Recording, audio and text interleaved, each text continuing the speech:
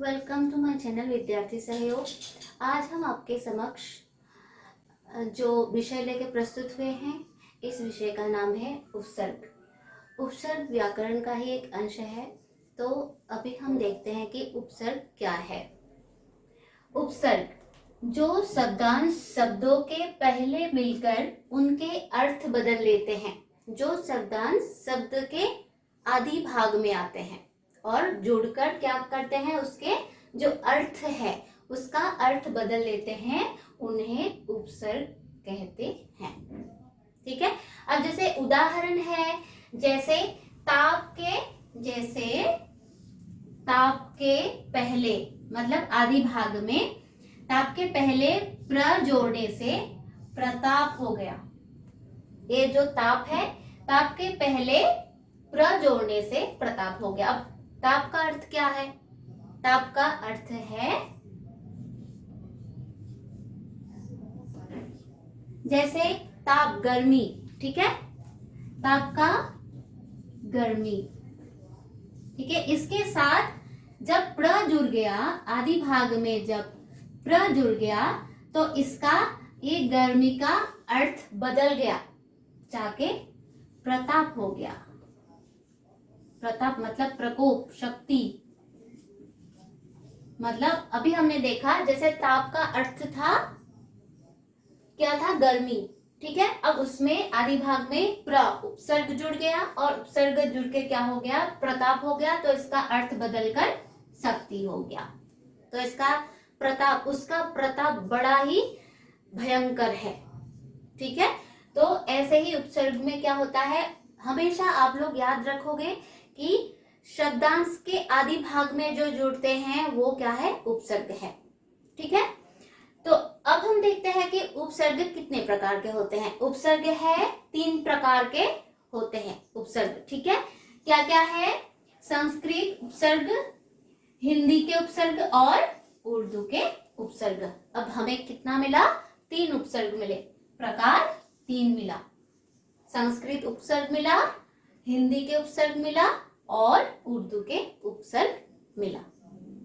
अब हम देखते हैं संस्कृत के उपसर्ग क्या क्या है। ठीक है, अब उपसर्ग इधर है और उपसर्ग से बने शब्द बताएंगे आप लोगों को। ठीक है, अब उपसर्ग है अति। ठीक है, अति प्लस वृष्टि। ठीक है, वृष्टि एक अलग शब्द है। ठीक है, तो वृष्टि के पहले क्या लग गया?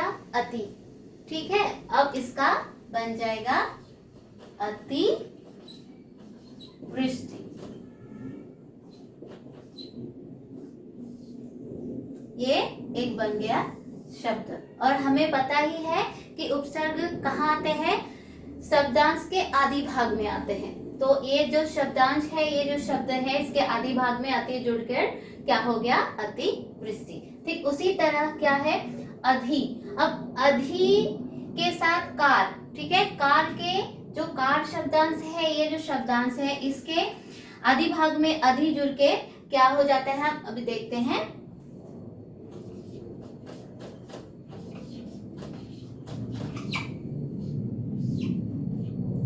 अधिकार। ठीक है, ये कार अलग शब्द है, लेकिन इसके साथ जब अधि जुड़ गया तब क्या हो गया? अधिकार। ठीक है, अब दूसरा शब्द है अनु। अनुकरण। ठीक है, अब करण के पहले अनु जुड़कर क्या हो गया? अनुकरण।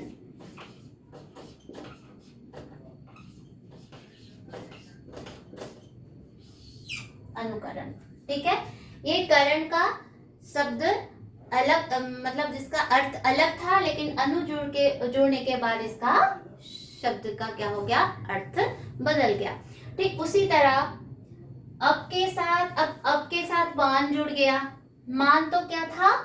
मान, सम्मान। ठीक है, उसके आदि भाग में अब जुड़ गया तो क्या हो गया?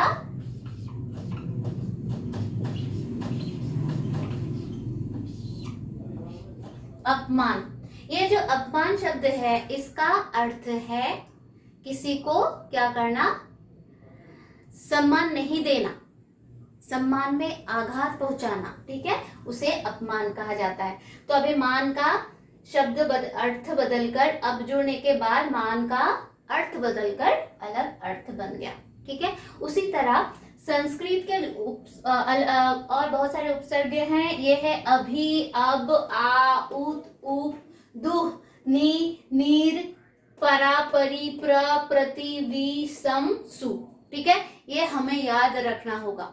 जब हम इसे याद रखेंगे तभी हम पहचान पाएंगे कि अगर किसी शब्द से पहले ये सारे उपसर्ग जुड़ते हैं तो हम इसे जल्दी से पहचान पाएंगे। तो इसलिए हमें क्या करना होगा, इसे याद रखना होगा। ठीक है, और आप लोग अभी, अब, आ, ये जो मैंने संस्कृत के उपसर्ग बताए हैं इसको आप शब्दांश में बदलकर देखिए, एक अलग शब्द बन जाएगा। किसी शब्दांश के आदि भाग में जुड़कर देखिए तो इसका अर्थ बदलकर अलग शब्द बन जाता है और अलग अर्थ इसका प्रकट होता है। संस्कृत उपसर्ग के बाद अब हम देखते हैं उर्दू के उपसर्ग। ठीक है, संस्कृत में जैसे उपसर्ग होते हैं उसी तरह उर्दू में भी उपसर्ग होते हैं। तो अब हम देखते हैं क्या क्या है। अल, एन, कम, सूख, गैर, दर, ना, फी, ब, बद, बर, बा, बिला, बे, ला, सर, हम और हर। ठीक है, ये सारे कौन से हैं, उर्दू के उपसर्ग। अब हम यहाँ से 4 उपसर्ग लेके कैसे प्रयोग करते हैं शब्दांश में वो दिखाते हैं। ठीक है, अब देखिए हम, अब हम का मतलब क्या है, साथ, हम। ठीक है, अब उपसर्ग से बने शब्द कैसे बनते हैं। अब ये जो सफर है ये शब्दांश है, ये सफर जो है ये शब्दांश है और हम ये जो सफर शब्दांश है इसके आदि भाग में क्या जुड़ गया, हम जुड़ गया। ठीक है, इसके आदि भाग में हम जुड़ के अब क्या होता है देखते हैं हम सफर। ठीक है, इसके आदि भाग में जुड़कर क्या हो गया, हम सफर। मतलब ये जो सफर है, सफर मतलब जर्नी, यात्रा, तो इसका अर्थ बदल गया क्या, हम सफर, एक साथ यात्रा करने वाला। ठीक है, उसके बाद देखते हैं हर। हर मतलब प्रत्येक, हर जगह, प्रत्येक जगह। ठीक है, तो इस ये जो उपसर्ग है ये शब्दांश के आदि भाग में आकर क्या होता है हम देखते हैं। अब देखो बार, अब ये है हर। अब हर बार के आदि भाग में हर जुड़ गया और उसके बाद क्या होता है, क्या शब्द बनता है, हर बार। हर बार मतलब प्रत्येक बार, हर दिन, प्रत्येक दिन। ठीक है, उसके बाद है सर। सर मतलब मुख्य, प्रधान। ठीक है, अब एक कार शब्दांश के आदि भाग में सर जुड़कर क्या हो गया, सरकार, सरकार। ठीक है, उसके बाद है बे। बे मतलब रहित, मतलब जो ना होना, रहित। ठीक है, बेकार, कार के पहले बे उपसर्ग लगकर क्या हो गया, बेकार, बेकार मतलब जो किसी काम का नहीं। ठीक है, तो अब हमने देखा कि उर्दू के उपसर्ग क्या क्या है और इसका प्रयोग कैसे होता है। उर्दू उपसर्ग के बाद अब हम देखने जा रहे हैं कि हिंदी के अपने उपसर्ग होते हैं। ठीक है, अब हिंदी के अपने उपसर्ग क्या क्या है अब हम देखते हैं क्या क्या है। अ, अन, अध, उ, उन, ओ, दू, नी, बिन, भर, सु, स, कु, क। बस इतना ही है, बहुत ज्यादा नहीं है, तो याद करने में ज्यादा कठिनाई भी नहीं होगी आप लोगों को। आप लोग इसे देख के याद कर लीजिए ताकि आपको उपसर्ग पहचान में जल्दी जल्दी आ जाए। तो अब हम देखते हैं कि ये जो हिंदी के अपने उपसर्ग है इसे कैसे प्रयोग किया गया है। उपसर्ग है, उपसर्ग से बने शब्द भी हैं, तो देखते हैं क्या है। अभाव।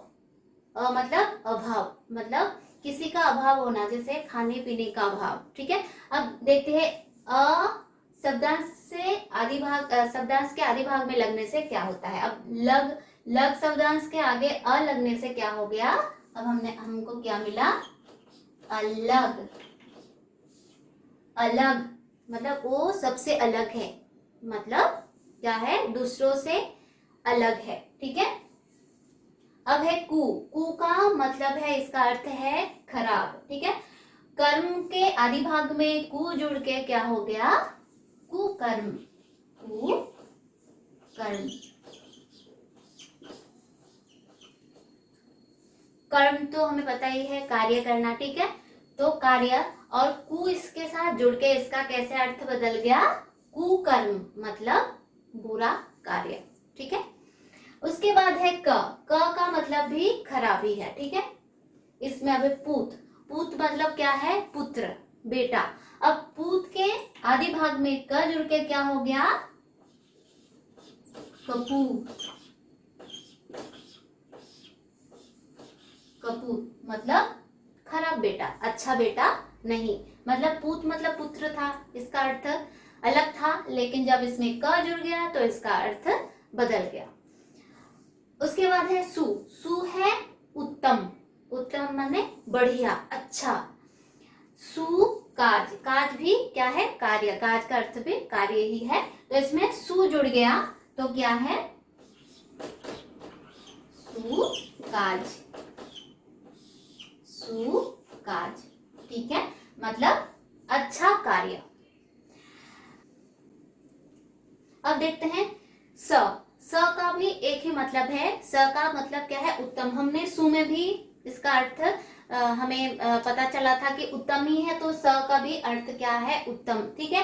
तो अभी गुण के साथ स अगर जुड़ जाए तो क्या होता है, सगुण, ठीक है।